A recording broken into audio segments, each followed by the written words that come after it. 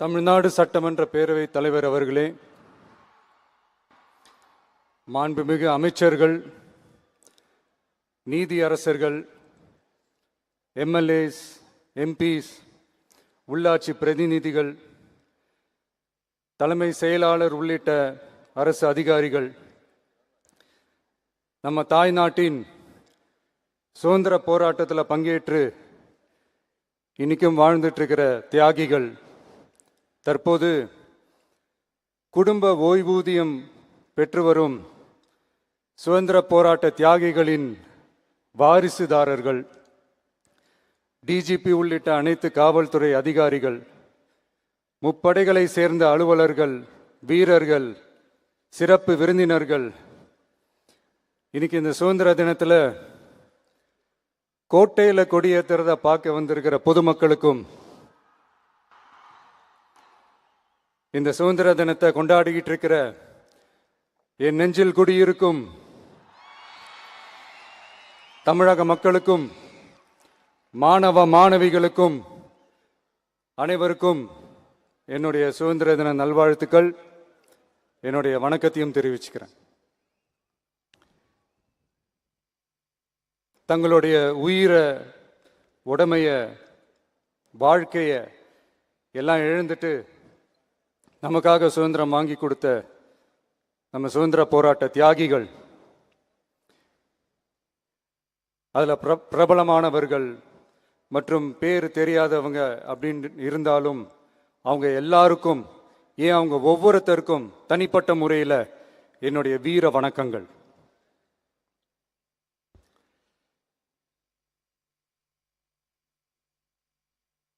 நம்மளை ஒரு அடிமை மாதிரி வச்சிருக்காங்க அப்படின்னு தெரிஞ்சிட்டாலே மக்கள் மத்தியில் ஆட்டோமேட்டிக்காக ஒரு ஒற்றுமை ஒன்று வர ஆரம்பிக்கும். எல்லாரும் ஒரே மாதிரி யோசிச்சு ஒன்று சேர ஆரம்பிப்பாங்க. அப்படி ஒன்று சேர்ற இடத்துல தான் சாதி உடையும், மதம் உடையும், மொழி, இனம், இந்த மாதிரி எல்லாமே உடஞ்சி நொறுங்கும். அப்படி உடஞ்சி நொறுங்குற இடத்துல தான் கிடைக்கிறது தான் உண்மையான சுதந்திரம். அதுதான் நம்ம மகாத்மா காந்திஜி அவர்கள் அவங்களுடைய தலைமையில் 1947 இதே இந்த ஆகஸ்ட் 15 நமக்கு அந்த சுதந்திரம் கிடைச்சிது. இன்னைக்கு நம்ம எல்லாரும் அந்த சுதந்திரத்தை கெட்டியாக பிடிச்சிக்கிட்டு படிப்படியாக டெவலப் ஆகி வந்துக்கிட்டே இருக்கிறோம். அந்த டெவலப்மெண்ட்ஸை அடுத்தடுத்த கட்டத்துக்கு கொண்டு போக வேண்டியது நம்ம எல்லாருடைய ஒரு கடமையும் கூட. இந்த நேரத்தில் நம்ம தமிழ்நாட்டை லஞ்சத்திலேருந்து, ஊழல்லேருந்து காப்பாற்றுறதும் ஒரு மிகப்பெரிய ஒரு விடுதலைக்கு சமமான ஒரு விஷயம்தான். அதை நோக்கி தான் நம்ம அரசும் செயல்பட்டுக்கிட்டு வந்துக்கிட்டு இருக்கு.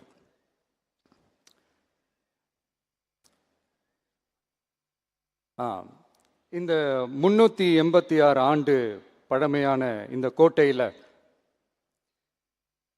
இங்கே மேலே ஏறி வந்து இந்த 80வது சுதந்திர தின நாளில் நம்ம நாட்டோட தேசிய கொடியை ஏற்றி வச்சு இன்னைக்கு இந்த விழாவில் என்ன பேசவும் வச்சிருக்கிறீங்க.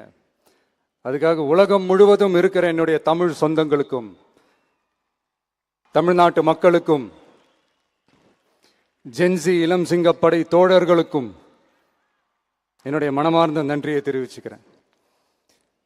பிறப்புக்கும் எல்லா உயிருக்கும் அப்படின்ற ஒரு மிகப்பெரிய ஒரு கோட்பாட்டை அடிப்படையாக வச்சு தான் நம்ம தமிழ்நாட்டை லஞ்ச லாவண்யமற்ற, போதைப் பொருள் கலாச்சாரம் இல்லாத, பெண்கள் பாதுகாப்பு, சமூக நீதி அடிப்படையில்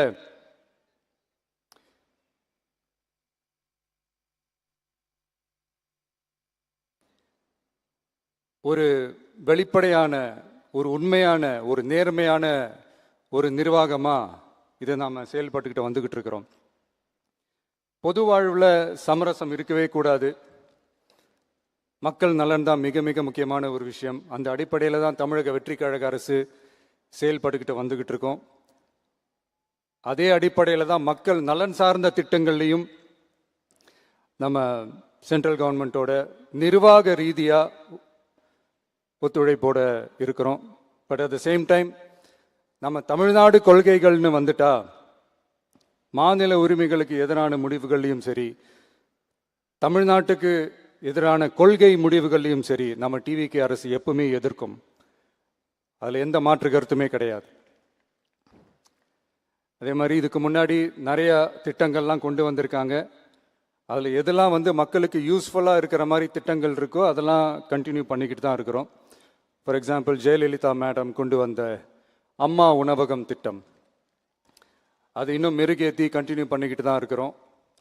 அது மாதிரி காலை உணவு திட்டம், அதையும் இன்னும் விரிவுபடுத்தி 6th ஸ்டாண்டர்ட்லேருந்து 8th ஸ்டாண்டர்ட் வரைக்கும் அதையும் விரிவுபடுத்தி வர செப்டம்பர் 17ஆம் தேதி பெரியார் அவர்களுடைய பிறந்த நாள் அன்னைக்கு அதை தொடங்க இருக்கிறோம். ஸோ நம்மளுடைய அரசு, உங்களுடைய அரசு இந்த 3 மாதம் ஆகுது. இந்த 3 மாதத்தில் விவசாயிகளின் பயிர்க்கடன் ரூபாய் 5932.23 கோடி தள்ளுபடி செய்யப்பட்டுள்ளது. குறுவை சாகுபடி தொகுப்பு திட்டத்திற்கு ரூபாய் 134.83 கோடி வழங்கப்பட்டுள்ளது. ஒன்றிய அரசு நிதியுடன் ரூபாய் 12,642 கோடியில் 125 நாள் வேலைவாய்ப்பு திட்டம் மற்றும் ஜல்ஜீவன் குடிநீர் திட்டம் ரூபாய் 18,123.05 கோடியில் செயல்பாட்டிற்கு கொண்டு வரப்பட்டுள்ளது. சுகாதாரத்துறையில் சேவைக்கு நலம் AI செயலி கொண்டு வரப்பட்டுள்ளது.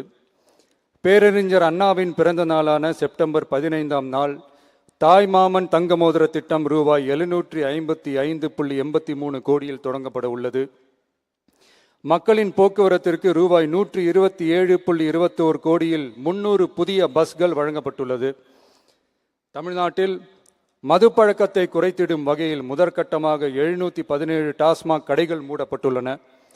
வெளிப்படையான நிர்வாகத்திற்காக நவீன தொழில்நுட்பத்தை பயன்படுத்தி கணினி மயமாக்கப்பட்ட நிர்வாகம் செயல்பாட்டில் உள்ளது. முன்னெப்போதும் இல்லாத ஆளில்லா பத்திரப்பதிவு செயல்பாட்டிற்கு கொண்டு வரப்பட உள்ளது. கோயில் நிலங்கள் கணக்கெடுக்கப்பட்டு அனைவருக்கும் தெரியுமாறு ஆன்லைனில் ஏற்றப்படுகிறது. வருவாய்த்துறையில் அனைத்து சான்றிதழ்களும் 15 தினங்களுக்குள் வழங்கப்படுகிறது. லஞ்சம் வாங்குவதை புகார் செய்ய புதிய வாட்ஸ்அப் எண் அறிவிக்கப்பட்டுள்ளது. அரசின் வருமானம் தனிநபருக்கு செல்வது தடுக்கப்பட்டுள்ளது. அனைத்து துறைகளிலும் லஞ்சம் ஊழல் ஒழிக்க தொடர் நடவடிக்கை எடுக்கப்பட்டு வருகிறது. கனிம பயன்பாடு முறைப்படுத்தப்பட்டு நவீன தொழில்நுட்ப உதவியுடன் விநியோகிக்கப்படுகிறது. சட்டம் ஒழுங்கு தீவிரமாக கண்காணிக்கப்பட்டு பராமரிக்கப்பட்டு வருகிறது.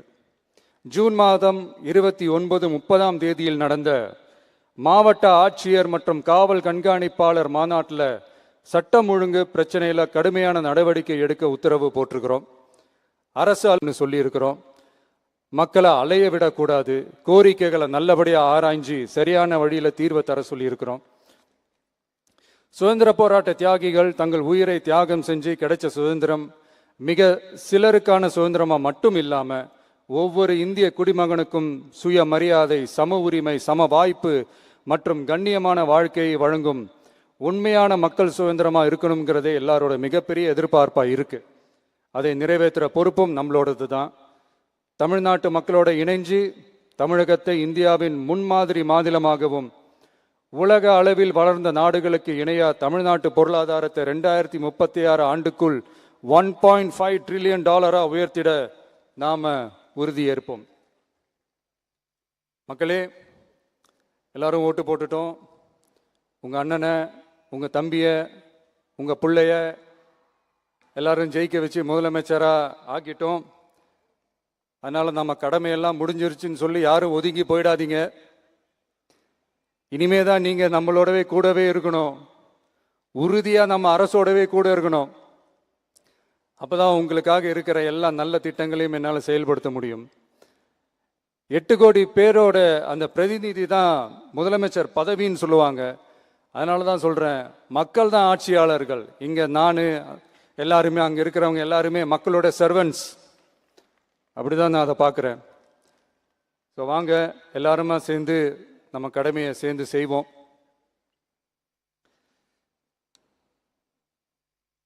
நம்ம அரசுக்கு எதிரான சக்திகளையும் சரி சதிகளையும் சரி முறியடிப்போம். நீங்க எல்லாரும் நம்மளோட இருக்கும்போது எனக்கு வேற என்னங்க கவலை? நல்லதை மட்டுமே நோக்கி நகருவோம்.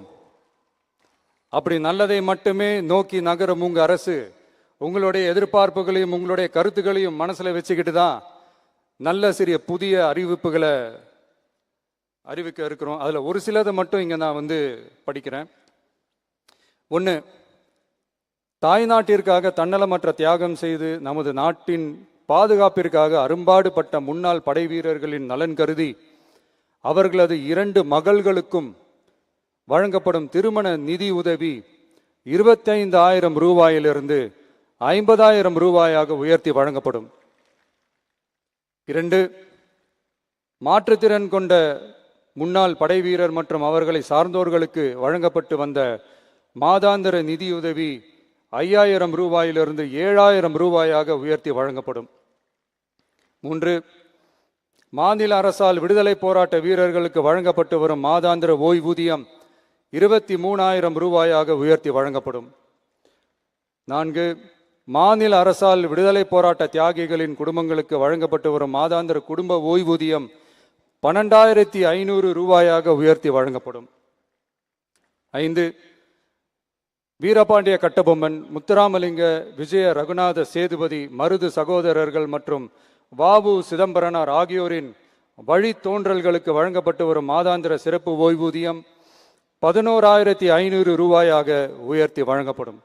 இவற்றிற்கான அரசாணைகள் அரசால் வெளியிடப்பட்டுள்ளது. I once again extend my respectful greetings and salute the people of Tamil Nadu who has broken the caste and religious considerations, rejecting money and muscle power, and gave us an overwhelming support to establish people-centric and social justice government. We are on a mission mode to achieve corruption-free government. We want our people to develop zero tolerance towards corruption. And we appeal to the officials and the people of Tamil Nadu to make our state corruption-free. இன்னைக்கு இந்த விழாவில் பரிசு வாங்க போகிற, பாராட்டுகளை வாங்க போகிற, விருதுகளை வாங்க போகிற அனைவருக்கும் என்னுடைய வாழ்த்துக்களை தெரிவிச்சுக்கிறேன். இந்த விழாவை ரொம்ப அழகாக ஏற்பாடு செஞ்ச பொதுத்துறை செயலாளர் அவர்களோடு சேர்ந்து அலுவலர்களுக்கும், காலையிலேயே இந்த ப்ராக்டிஸ் பண்ணி சிறப்பான பரேட் நடத்திய காவல்துறை நண்பர்களுக்கும், இந்த விழாவை ரொம்ப பாதுகாப்பாக நடத்திய காவல்துறை அதிகாரிகளுக்கும், ஊடகத்துறை நண்பர்களுக்கும், சமூக ஊடகத்துறை நண்பர்களுக்கும் என்னுடைய மனமார்ந்த நன்றியை தெரிவிச்சுக்கிறேன். கான்ஃபிடென்ட்டாக இருங்க, நல்லதே நடக்கும், வெற்றி நிச்சயம். மீண்டும் சந்திக்கும் வரை நன்றி, வணக்கம்.